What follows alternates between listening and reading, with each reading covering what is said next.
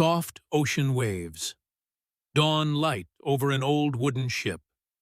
Slow heartbeat like drum. Narrator, calm, human, grounded. In the late 1600s, a Dutch admiral stood on the shores of the Philippines, watching small local vessels move effortlessly through rough waters. He scoffed. "These people," he said, "they cannot build real ships." He believed ships were born only in European dry docks, measured in blueprints, forged with iron nails and empire confidence. What he didn't understand was that the sea spoke a different language here. Cut to fishermen repairing a balangay by hand. No rush, no noise. Before the Dutch arrived, before Spain, before maps even called this place the Philippines, Filipinos were already masters of water. They didn't conquer the sea. They listened to it. For thousands of years, islands were not barriers. They were bridges. Children learned to swim before they learned to walk. Villages were built facing the tide. Boats were not tools. They were family. Gentle tapping of wood, hands shaping planks. The balangay was not nailed together. No iron, no foreign metal.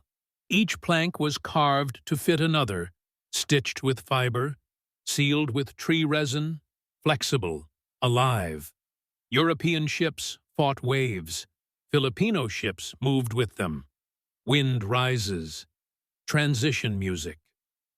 The Dutch admiral didn't see innovation. He saw primitive, and so he challenged the idea without saying it out loud. "Show me," his presence implied, "what your people can really build." Village elders gathered. Quiet discussion. The Filipinos did not argue. They didn't protest. They didn't explain. They built. Montage. Trees selected carefully, prayers whispered, wood carved. There was no shouting in the shipyard, no overseer with a whip, just rhythm, just trust, just knowledge passed from grandfather to son, from mother to daughter. This was not speed. This was precision, born from memory. Sound of waves hitting hull. When the ship touched water, it did not groan. It did not resist. It breathed. The Dutch admiral laughed. Until the test. Storm clouds. Waves growing. The sea that day was unforgiving. European ships hesitated to leave harbor. The Filipino-built vessel didn't. It sailed out, light, balanced, unafraid. The wind pushed hard. The waves climbed high. The ship bent, not broke. Music intensifies. Where rigid hulls cracked, this one absorbed. Where heavy ships slowed, this one danced. It didn't fight the storm. It survived it. Silence, just wind.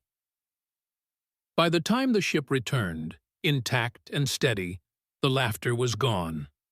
The Dutch admiral had no words, because what he witnessed wasn't luck. It was systems thinking, engineering, strategy. Long before those words belonged to Europe, cut to historians, maps, old drawings. Filipinos weren't just shipbuilders, they were navigators. They crossed open oceans without compasses. They read stars, currents, birds, clouds. They knew when storms were coming by how the water smelled. This wasn't superstition. It was data observed for generations. Quiet music. The world often mistakes silence for ignorance. Filipinos didn't write their knowledge in books. They carried it in people, in hands, in stories, in muscle memory. And that made it invisible to empires. Cut to modern shipyard. Steel ships.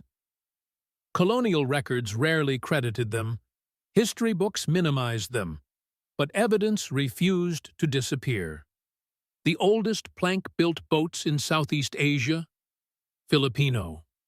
Trade routes connecting Asia long before Europeans arrived? Filipino sailors. Techniques modern naval engineers now study for flexibility and resilience? Already used centuries ago. Slow heartbeat returns. The Dutch admiral never publicly admitted he was wrong, but history did. Cut to present-day Filipino boat builders. Today, in coastal villages, the knowledge still lives. Fathers teach sons how wood should sound when tapped. Mothers know which resin survives salt best.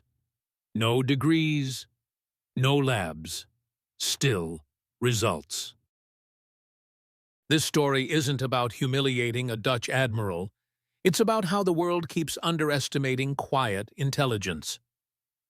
Soft piano. Filipinos weren't loud conquerors.